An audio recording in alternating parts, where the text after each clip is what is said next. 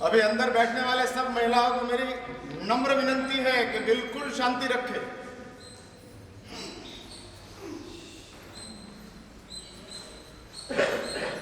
वो माजी के ऊपर कुर्सी के ऊपर बैठना हो तो बैठ जाओ।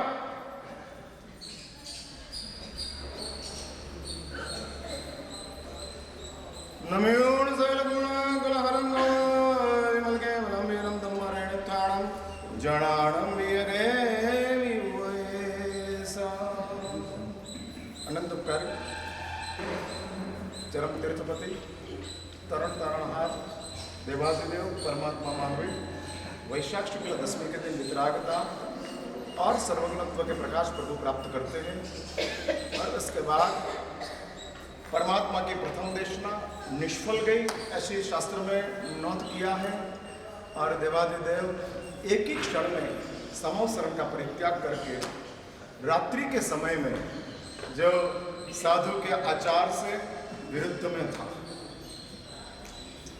लेकिन प्रभु ने कुछ दीर्घ दृष्टि से ये निर्णय किया और निर्णय करने के साथ शाम को ही रात्रि के समय में ही परमात्मा ने विहार शुरू किया।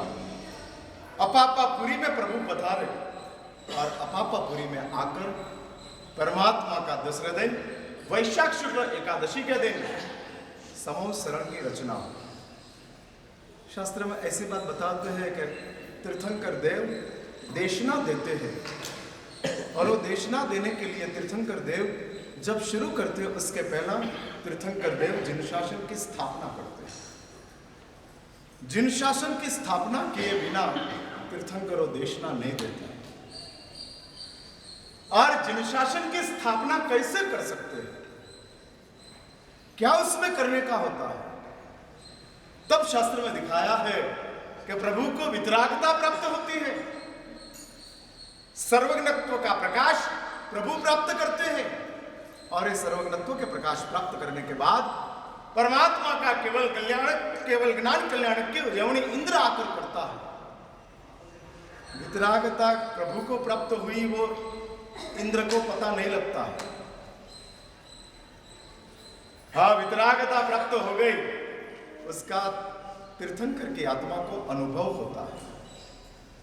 सिर्फ अनुभव, राग द्वेष अज्ञान चले गए। क्या उस समय की स्थिति होगी? हम तो सिर्फ कल्पना कर सकते हैं, अपने पास उसका अनुभव का अंदाज। यदि अपने पास विराग हो तो निश्चित वितरागता का अनुभव का अंदाज हम प्राप्त कर सकते हैं। हाँ, कर सकते हैं।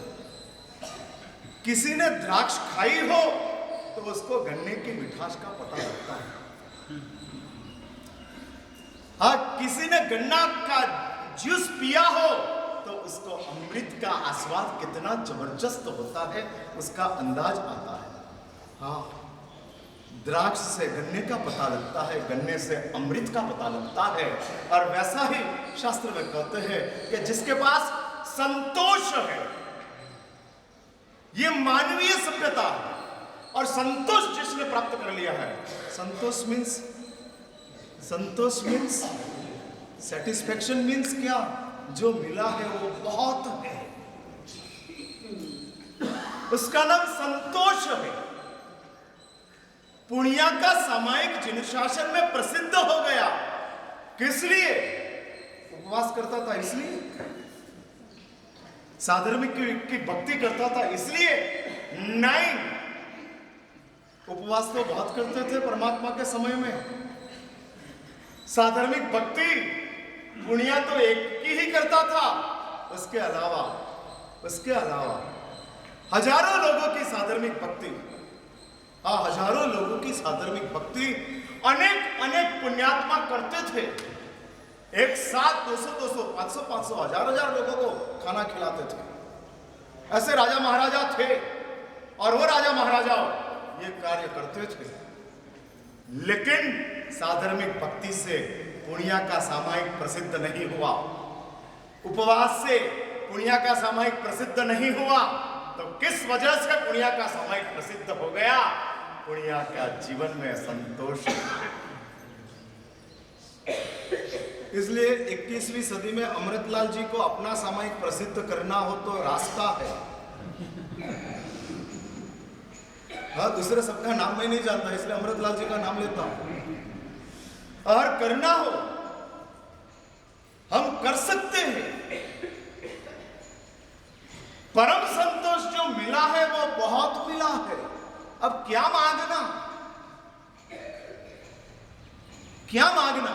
और एक दूसरी बात समझ के रखो, मांगना समझ लो कि महाराज साहब हमारा जन्म सिद्ध हक है।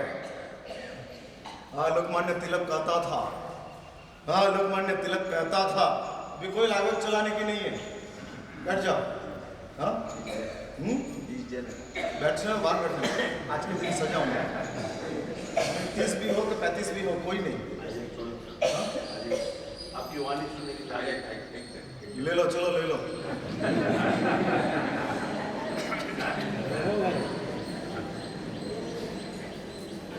मेरी वाणी नहीं है, प्रभु की वाणी। फिर से मैं ये बात बताता हूं कि मीडिया